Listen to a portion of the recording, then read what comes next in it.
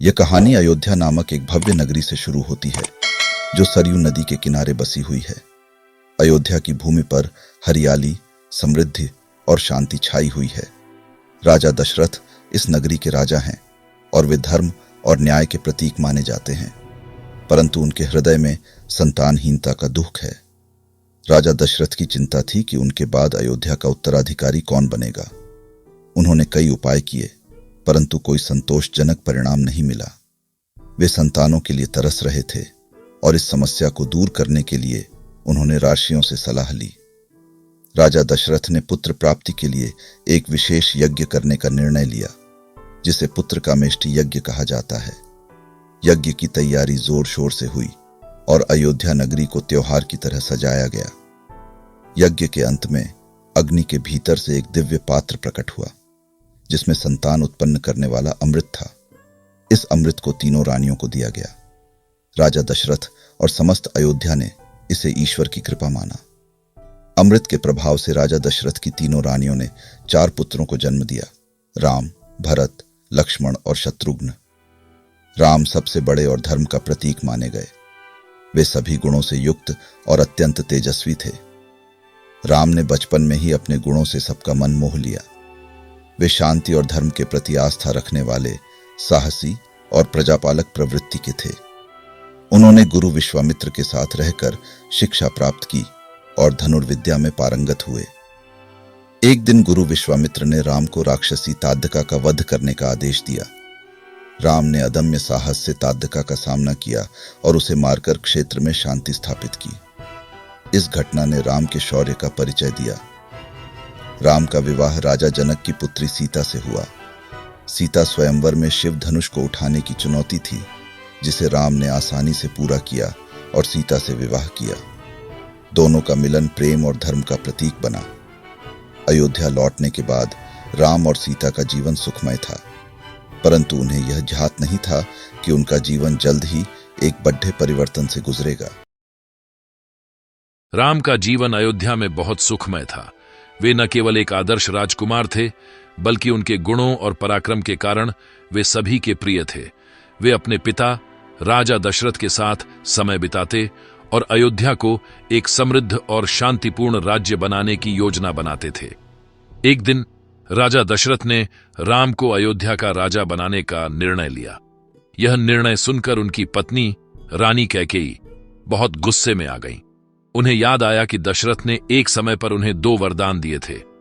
कैकेयी ने अपने पहले वरदान में राम को निर्वासन भेजने और दूसरे वरदान में अपने बेटे भरत को राजा बनाने की मांग की। राजा दशरथ इस मांग को स्वीकार नहीं कर पा रहे थे, क्योंकि वे राम से अत्यधिक प्रेम करते थे। उनका दिल टूट गया, लेकिन कैकेयी के कहने पर उन्हें अपने वचन का पालन करना पड़ा। राम को यह सुनकर दुख हुआ, लेकिन उन्होंने पिता की इच्छा का आदर करते हुए निर्वासन स्वीकार कर लिया। राम ने अपनी पत्नी सीता और भाई लक्ष्मण के साथ जंगल की ओर प्रस्थान किया। सीता ने राम के साथ जाने का निर्णय लिया, क्योंकि वह अपने पति का हर कदम पर साथ देना चाहती थी। लक्ष्मण ने भी राम के साथ वन जाने का निश्चय किया, क्योंकि वह अपने भाई के बिना नहीं रह सकते थे।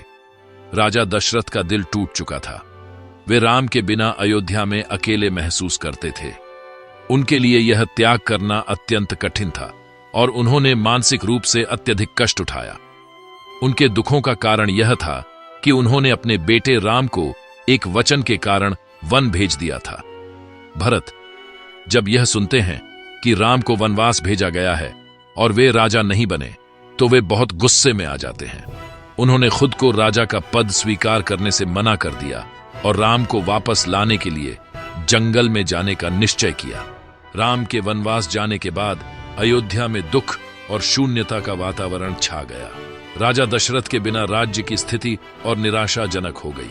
अयोध्या का हर निवासी राम को याद करता था और उनकी अनुपस्थिति में नगर में एक अजीब सी चुप्प और वीरानगी छाई हुई थी।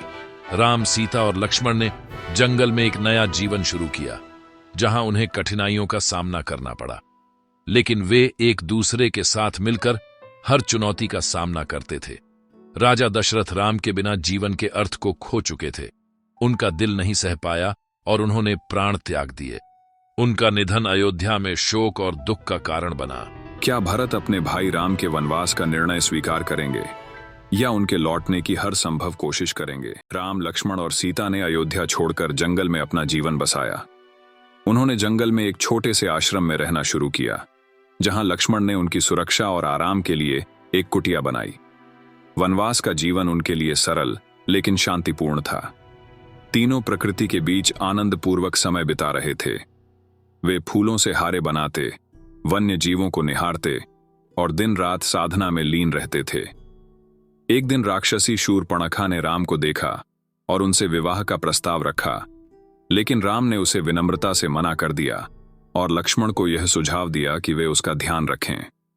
लक्ष्मण ने उसे कठोरता से अस्वीकार कर दिया, जिससे वह क्रोधित हो गई और अपने भाई रावण के पास जाकर अपमान का बदला लेने की योजना बनाई।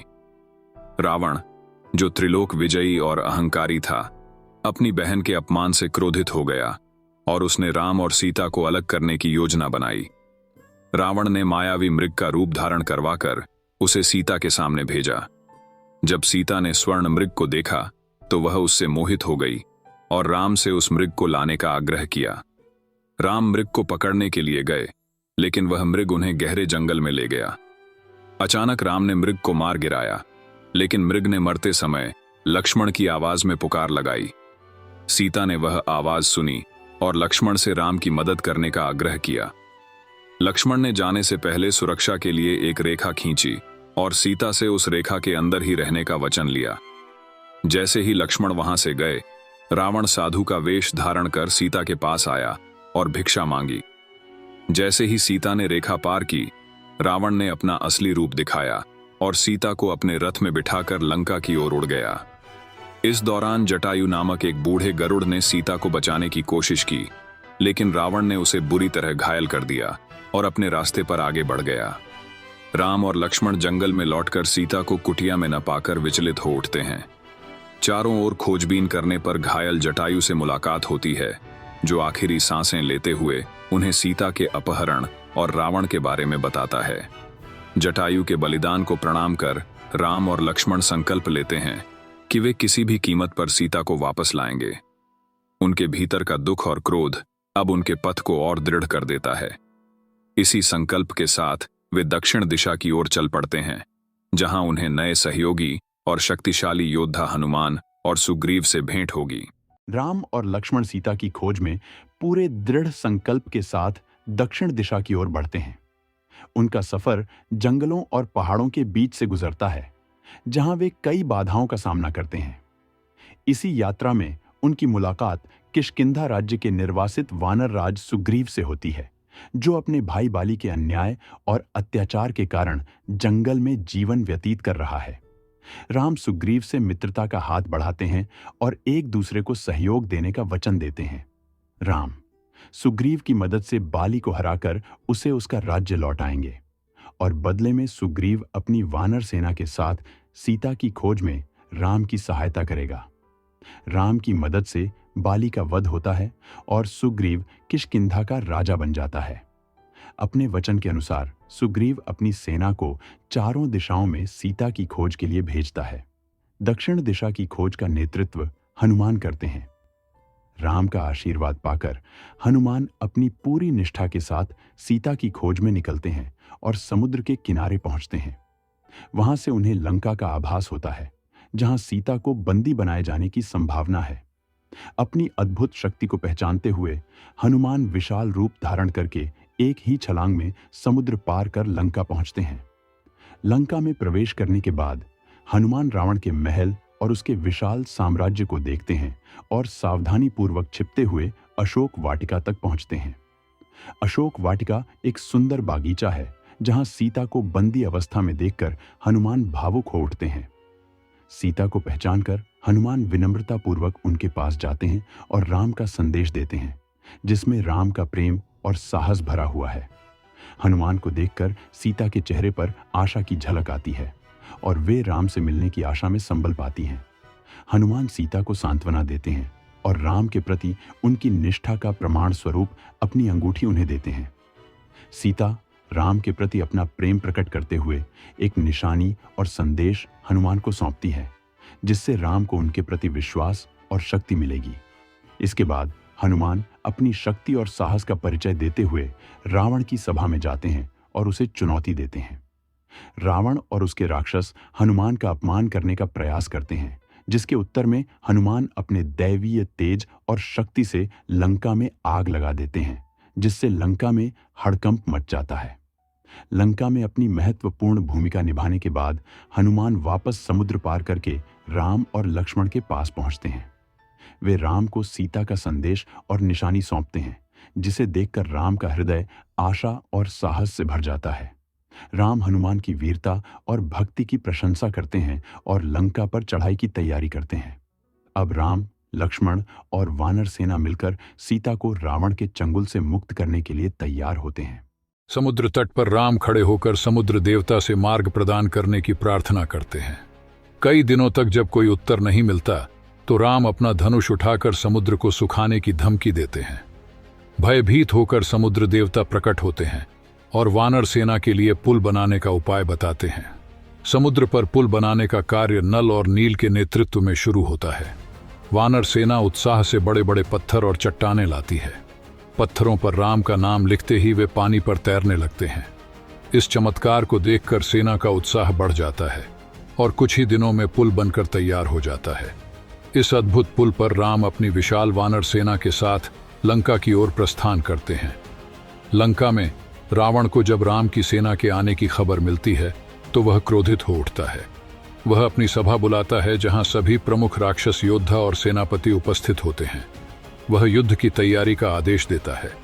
विभीषण, जो अब राम के साथ हैं, राम को लंका की किलेबंदी और रावण की सेना के बारे में जानकारी देते हैं। राम और उनकी सेना युद्ध की रणनीति बनाते हैं।